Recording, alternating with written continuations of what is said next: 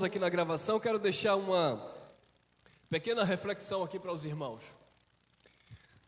Livro de Lucas, livro histórico de Lucas, no capítulo 15, o versículo 34 diz assim: porque este meu filho estava morto e reviveu, tinha se perdido e foi achado, e começaram a alegrar-se, porque este meu filho estava morto e reviveu, tinha se perdido e foi achado, e começaram a alegrar-se. Lucas 15, 34. Isso aqui é a parábola do filho pródigo, todos nós conhecemos. E naquela parábola que Jesus conta, ele fala de dois filhos. E um dos seus filhos pegou parte da sua herança e viajou para uma terra longínqua, para uma terra distante, e ele gastou a sua herança com as meretrizes, na farra, ele curtiu, ele se divertiu, e ele gastou tudo que ele tinha. Certo dia, ele caiu em si, e ele disse: eu aqui não tenho nada para comer, gastei tudo que eu tinha, não tenho nada para comer, e ele desejou comer a ração dos porcos, mas nem os seus senhores, o dono dos porcos, permitia que ele comesse. Imagine, amados, que situação. É uma parábola, mas isso aqui nós tiramos uma lição. Imagine um filho que ele tem tudo que pertence ao seu pai. Ele está ali debaixo da sua proteção, do seu cuidado. Ele está ali na casa do pai, sendo orientado pelo pai, desfrutando de tudo que o pai tem. De repente esse filho arruma as malas, vai embora. Depois que ele gasta tudo que ele levou consigo, ele deseja comer ração de porcos e ele não encontra. E quando ele caiu em si, quando ele se tocou, ele disse: voltarei para a casa do meu pai, porque os jornaleiros do meu pai, os funcionários, os empregados, os servos do meu pai, têm o que comer, enquanto eu que sou filho, aqui eu não tenho nada.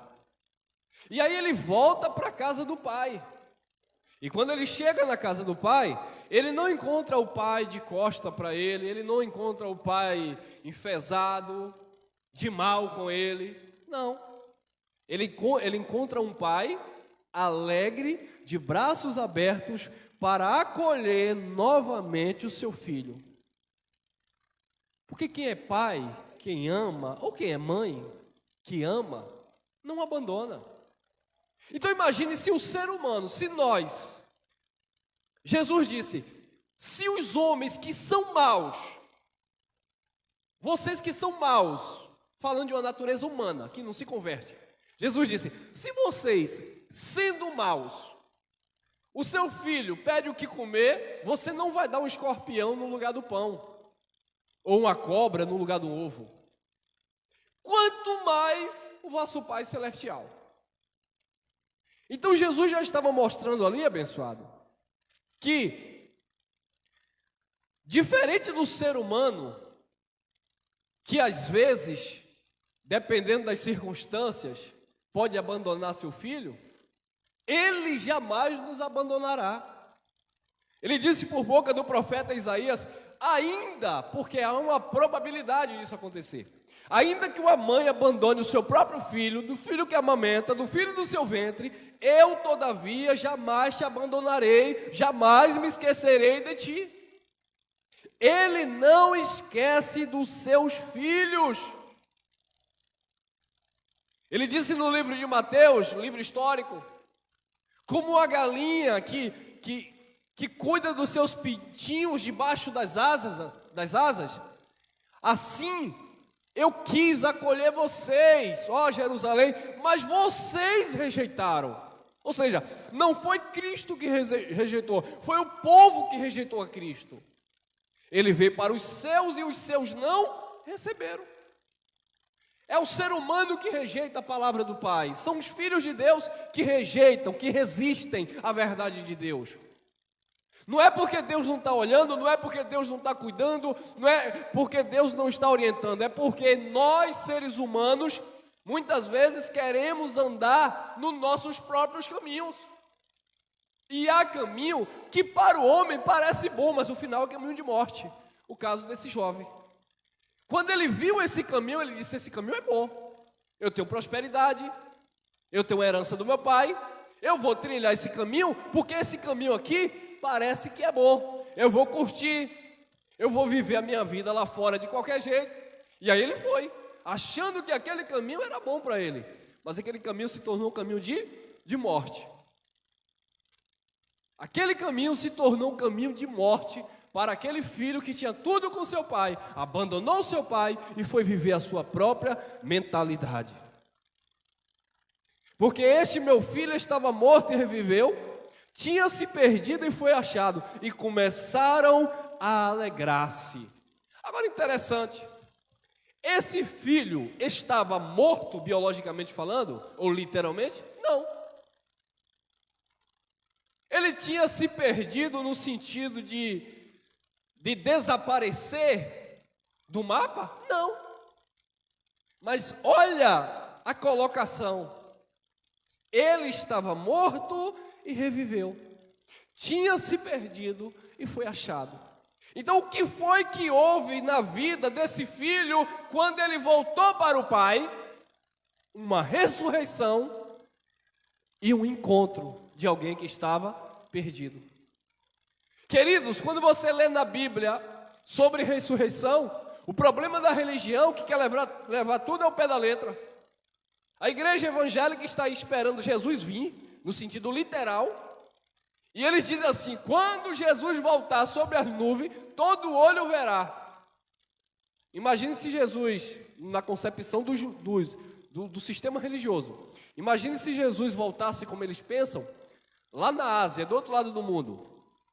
Como é que você daqui ia ver, através do Oceano Pacífico? Como você enxergar? Não existe isso, abençoado. Mas eles pensam que é no sentido literal. Jesus vai vir e todo olho verá. E quando ele vier, os mortos vão ser ressuscitados. E eles pensam que os mortos que vão ser ressuscitados, na concepção deles, é no sentido literal. Quem já morreu daqui há 300 anos vai ressuscitar. Não é, abençoado. Porque o jovem aqui da parábola do filho pródigo, ele não estava morto no sentido literal. Mas a palavra de Deus aqui diz, dentro desta parábola: porque este meu filho estava morto. Mas estava morto em que conceito? No conceito de ter perdido aquela vida que outrora ele tinha junto com o Pai. Porque foi que o pecado entrou no mundo por um homem, e pelo pecado veio a morte. Aí a religião diz: irmão, se Adão não tivesse pecado, aleluia, nós estávamos vivos e nunca iríamos morrer. Como assim, irmão? Você acha que você ia viver 300 mil anos? Não existe. Toda a vida biológica, ela nasce, cresce, reproduz e morre um dia. É a lei da criação, da vida.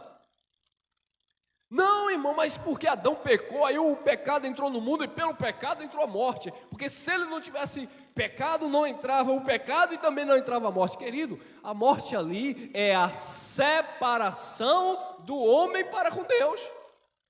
Quando Adão pecou, entrou a morte. Que morte foi essa? A morte espiritual, no sentido que separou o homem de se relacionar com o Pai, como o filho pródigo que pegou a sua herança e foi gastar ao seu bel prazer. E ele, diz o texto, estava morto. Mas ele estava morto? Não. Mas nesse conceito de que ele não tinha mais vida com o Pai, ele estava morto. Porque ele estava cortado do Pai. Então, quando o pecado entrou no mundo, e pelo pecado ele entrou a morte, não foi no sentido biológico, porque biologicamente falando, tudo que nasce morre. Até Jesus de Nazaré. Ele nasceu de uma mulher e ele morreu. Porque Jesus de Nazaré não está vivo. Era carne, morreu. Não existe mais. Então, abençoados, morte na Bíblia não é para ser levada ao pé da letra. Irmão, mas tem alguns casos aqui de alguém que morreu e ressuscitou. Claro que sim. Mas ali era para demonstrar o poder de Deus atuando naquelas vidas. Ali era para mostrar a veracidade da presença do Criador entre os homens. Eram os ministérios dos profetas que Deus naquele tempo usava daquela forma. Mas hoje, outro tempo eu vi aí, acho que foi na África, o camarada difundiu aí, divulgou um vídeo, onde ele supostamente ressuscitou o defunto. E o povo, porque é profeta, ele orou e ressuscitou coisíssima nenhuma, irmão. Ninguém ressuscita quem já morreu. Irmão Elcio, mais uma vez eu vi uma pessoa que estava lá morto e alguém orou e essa pessoa voltou à vida. Não estava morto. Estava desacordado, teve uma parada cardíaca. Você sabia, se eu não me engano, cientificamente falando, a pessoa consegue sobreviver com o coração parado até 8 minutos, se não me falha a memória. Há casos e casos. Consegue ficar durante um tempo sem respirar. Mas não é que morreu, não é que chegou ali o fim da vida. É que aquela pessoa passou por aquele momento difícil. Mas aí foi no médico, o médico foi lá e levou e deu aquele choque e a pessoa voltou. Ressuscitou. Ressuscitou daquela parada cardíaca, mas aquela pessoa não tinha morrido no sentido de acabou a vida dele ali, não. Então, abençoados, as pessoas têm isso, a religião coloca isso na mente deles, que morto na Bíblia é no sentido literal. E o Senhor disse, porque este meu filho estava morto e reviveu, tinha se perdido e foi achado, e começaram a alegrar-se. Então esse jovem, ele não estava morto e também não tinha se perdido, como eu falei. Ele estava cortado, separado do relacionamento do pai, e ele reviveu, ou seja, ele restaurou a sua comunhão com o pai. Antes da cruz, todos estavam separados de Deus. A Bíblia chama de mortos. Todos estavam mortos, no sentido de estarem separados de Deus. Agora eu faço uma pergunta. Antes de Jesus de Nazaré, eu vou usar um personagem, João Batista. João Batista nasceu primeiro. Jesus de Nazaré nasceu 6 meses depois. João Batista, ele estava morto ou ele estava vivo? Ele estava vivo, ele era uma criança. Mas para Deus, ele estava morto. Em que sentido? Porque ele estava separado desse relacionamento de Deus. E quem veio mediar esse relacionamento para religar? Jesus. Então Jesus veio para religar o homem a Deus. A palavra religião vem do religar, religare. Jesus veio justamente religar o homem de volta a Deus. Todos antes de Jesus estavam mortos, mas não era no sentido literal, era no sentido de estarem separados de Deus, como este filho pródigo estava. Detalhe, esse filho, mesmo ele separado, mesmo ele morto, mesmo ele perdido, ele era ou ele não era filho? Era filho. Ele estava lá gastando com as meretrizes, ele estava lá passando fome, mas ele continuava sendo filho. Então, no Antigo Testamento, o povo que não estava unido a Deus por meio de Cristo, eles estavam mortos ou eles estavam vivos? Biologicamente estavam vivos, alguns, né? Porque muitos tinham partido. Mas no sentido espiritual, eles estavam mortos porque estavam separados de Deus. Aí veio o engraçadinho e diz assim, irmão, mas isso não é morte espiritual, porque espírito não morre. Quando nós falamos de uma morte espiritual, nós estamos falando de uma consciência do espírito, porque espírito não morre. Eles continuavam sendo filho de Deus, mas eles estavam mortos aonde? Aqui, ó, na consciência, porque eles estavam como escravos. Por isso que Jesus veio e quando ele morreu e consumou uma eterna redenção, aqueles que estavam mortos ressuscitaram. Ressuscitaram em que sentido, irmão Elson? Foram enxertados novamente a raiz. E os gentios, como o jambuzeiro bravo, foram clonados, enxertados na vide. Ou seja, todos os povos, independente de judeu ou gentil, todos os filhos foram religados ao Pai. Por isso que hoje não existe morte espiritual na vida dos filhos de Deus. Aí o pregador diz assim: você está passando por isso, irmão, isso é morte espiritual. Cuidado, porque você pode morrer espiritualmente. Ninguém morre espiritualmente, porque para dizer que alguém está morto espiritualmente, é eu dizer que está separado. E se eu digo que você está separado de Deus, eu estou dizendo que Jesus não religou ninguém, quando a palavra de Deus diz que Deus estava em Cristo, reconciliando consigo mesmo o mundo, e nos deu a palavra da reconciliação. Ou seja, todos os filhos já estão ligados novamente ao Pai. Não existe um filho de Deus que está como este filho pródigo, separado de Deus no sentido espiritual, no sentido de consciência. Agora, muitos estão perdidos ainda por causa do entendimento. Então, o filho pródigo, ele estava morto e reviveu.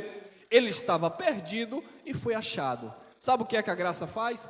A graça está achando os verdadeiros adoradores que adoram em espírito e em verdade. Porque na religião nós estávamos perdidos. Sem esse entendimento que nós somos filhos de Deus, independente dela, da religião. Nós estávamos perdidos sem esse entendimento de que se eu não tivesse em uma igreja X ou em uma igreja Y, eu não era filho de Deus. Que eu tinha que passar pelo processo de levantar a mão, aceitar Jesus, me batizar nas águas, passar a ser dizimista, fiel e ofertante, frequentante de um templo, para a partir de então eu ter vida com Deus. Não. A vida com Deus, ela vem mediante o conhecimento. Jesus disse: conhecereis a verdade, e a verdade vos libertará. A vida com Deus não é baseada em um agrupamento de pessoas. Não, porque vocês estão aqui, então vocês têm vida com Deus. Não, porque vocês estão acompanhando aqui na internet, então vocês têm vida com Deus. Vida com Deus é um relacionamento de você para com Deus. É como um casamento. Casamento, eu ministro para algumas pessoas que tiram essa dúvida comigo. Casamento não é você chegar lá no cartório e assinar um documento. Eu sou esposo, fulano é esposa, bebê. Aquilo é um papel, irmão. Aquilo é um papel. Casamento é cumplicidade. Casamento é fidelidade. Casamento é união. Mesmo com os problemas, mesmo com as lutas, mas é sabendo que estão ali para o que der e vier. Filho de Deus é assim também. Ele entende que ele tem uma vida com Deus, independente das lutas, dos problemas e muitas vezes da desobediência que ele tem para com Deus. Mas quando ele desobedece, o pai, como pai, corrige o filho que ama. Amém? Então esse filho estava morto e reviveu, tinha se perdido e foi achado. Efésios capítulo 2, olha lá, Efésios capítulo 2, versículo 1, olha o que diz. Efésios, capítulo 2, versículo 1, diz assim: e vos vivificou, estando vós mortos em ofensas e pecados. Espera aí.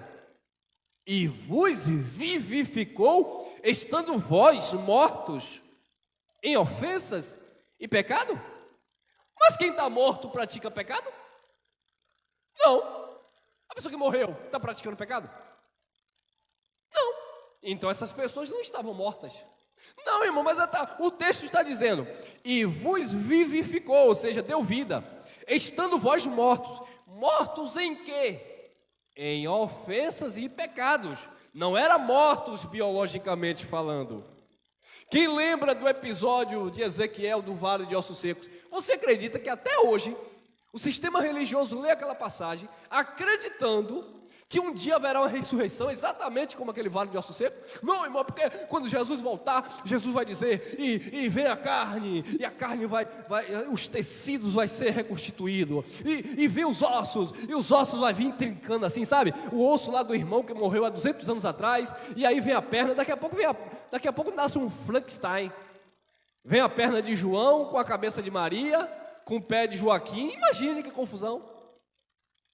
Não, porque lá no Vale de Ossos Secos é uma profecia, irmão. Então vai acontecer aquilo ali, é o mover de Deus. Os ossos vão vir, vão se juntar, e os nervos, e os tecidos, e a pele, e bababá. E aí quando a gente levantar novinho em folha, Jesus vai fazer assim, ó, Espírito. E aí pronto, isso é a ressurreição dos mortos. Não, queridos, Ezequiel estava profetizando um avivamento e uma ressurreição de um estado de morte que o seu povo estava vivendo. Como foi que os hebreus estavam? Em pecados e em delitos. Como foi que Paulo disse que eles estavam? Mortos. Aí Ezequiel vem, Deus disse, o que é que você está vendo aí? Você acha que eles podem ganhar vida? Ezequiel disse, eu não sei, mas o Senhor sabe. Aí ele disse, então profetiza. E aí Ezequiel começa a profetizar. E aí os ossos, aquilo é uma visão. Na visão de Ezequiel ele vê os ossos, ele vê a pele, ele vê os nervos, e ele vê a vida voltando. E aquilo aconteceu quando, irmão? Quando Jesus na cruz bradou, está consumado. Houve vida novamente. Eles estavam mortos em pecado e em delito, e o pecado ali era a transgressão da lei. O fim da lei é Cristo para a justiça de todo aquele que nele crê. Então aqueles que estavam mortos no ministério de condenação e morte, que era a lei de Moisés, receberam a vida em Cristo Jesus. Então eles foram ressuscitados nesse sentido, foram ligados novamente ao Pai. Não tem nada a ver do sentido literal, que veio e que vai. Não, abençoado. A religião delira sem entendimento. E vos vivificou estando mortos em ofensas e em pecado. Então aquele povo estava morto no sentido da transgressão da lei. Eles estavam separados de Deus. Olha aqui, por mais que eles sacrificassem no altar, estavam mortos. Por mais que eles subissem monte, estavam mortos. Por mais que eles dessem o dízimo lá no templo, estavam mortos. Por mais que os sacerdotes fizessem oração com a imposição da mão, eles estavam mortos. Por mais que os apóstolos derramassem óleo na cabeça, eles estavam mortos. Todos eles estavam mortos em pecado e em delito, porque a lei de Moisés ainda estava vigorando, enquanto o templo não caiu, que de fato todas as coisas convergiram, voltaram para Cristo. Todos eles estavam mortos em pecados e em delito. Por isso que Paulo, usado pelo Espírito, na primeira carta aos Coríntios, no capítulo 15, lá nos versos finais, ele disse, o último inimigo a ser vencido é o quê? A morte. Que morte? Não, irmão, ali é a morte biológica. Quando Jesus voltar, não haverá mais morte. Para com isso, irmão. Não há mais morte, porque o Espírito de vida em Cristo já está sobre o povo de Deus. Não haverá mais choro no sentido de separação. Não haverá mais dor no sentido de perdição. Porque todos os filhos de Deus já estão ligados totalmente ao Criador. E é por isso que Paulo diz, nada nos separará do amor de Deus que está em Cristo Jesus. Aí ele faz declarações. Nem a fome, nem a peste, nem os anjos, nem o passado, nem o presente, nem o futuro, nem a morte, nem a espada, nem o perigo, nada, absolutamente nada, nos separará do amor de Deus que está em Cristo Jesus. Porque quando Cristo executou uma obra perfeita, todos os que estavam mortos, como aquela visão do vale de ossos secos de Ezequiel, todos voltaram para o Criador. Amém? Então o conceito de mortos na Bíblia não é no sentido literal que as pessoas pensam, que vai morrer e depois vai ressuscitar. A palavra da graça ministrada com com sabedoria de Deus, ela promove vida nas mentes que estão, de fato, golpeadas, cauterizadas, porque o sistema religioso, de fato, nos matou. Porque quando ele dizia, vai buscar o Espírito no monte, eles estavam te assassinando. Quando ele dizia, se você não der o dízimo, Deus vai descer a mão e você não vai para o céu, eles estavam te matando. Então nós estávamos mortos, não em pecados e em delito, porque nós não vivemos as obras da lei. Nós estávamos mortos por causa da ignorância. Mas aí havia uma palavra, e conhecereis a verdade, e a verdade vos libertará. Você não está morto, irmão, você está vivo. Nós estamos vivos. Disse João, porque nós passamos da morte para a vida. E a vida é o eterno, é o Criador. Amém? Fique com essa reflexão.